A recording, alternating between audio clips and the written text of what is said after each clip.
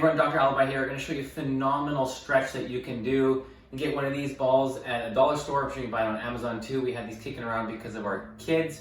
You can also use a foam roller for this exercise. We're going to be opening up the middle of your back. When we're hunched over, we don't have anywhere for our neck to go. But when you're nice and rolled back with your shoulders and upright, you got full neck range of motion. So it shows you the importance of the middle of the back, the thoracic spine, and how we feel and our overall mobility. You're going to put this ball between your shoulder blades, the middle of your back, where we all have a lot of tension. I don't know anyone who doesn't feel tight in through there. And you're going to set yourself up here, ball between the shoulder blades, hands behind the head, a nice comfortable position. Don't extend your neck back like this. Tuck your chin. You can even slightly engage the core so your rib cage is down, okay? And you may just want to take some deep breaths in and breathe out and just hang out here. It just feels so relaxing. Like, let your whole body melt into the ball. And find some spots in your spine that are sore. You might want to roll up and down through here.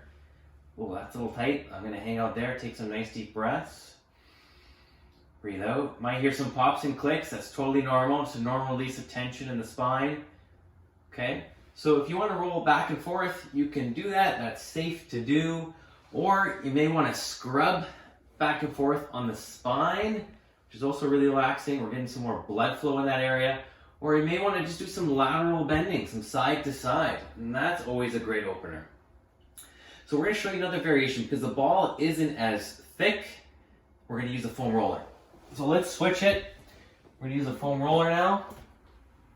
Put that in the same area. Anything in the middle of the back is fair game. This time, I'm going to actually keep my feet. I'm keeping my feet on the ground the whole time, by the way. Your bum is on the ground. I'm going to bring my elbows closer together here, okay? Rib cage down, not flared up like this, okay? Rib cage down, neck slightly tucked, elbows pointing towards the back wall as I extend back. And you can see I'm getting a lot more extension in the middle of my back. And I might even want to just rock back and forth on a couple of these segments so I get some more motion. There we go. Nothing strenuous. And now I'm going to hang out here. Take a deep breath in, breathe out. Elbows towards the back wall, rib cage down. Breathe out. Breathe in, breathe out. Every breath on the exhale, take it a little bit further. Breathe in, breathe out.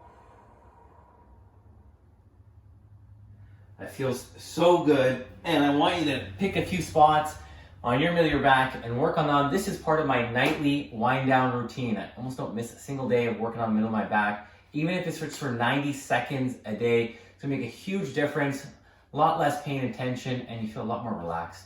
Take care, have a great one, bye now.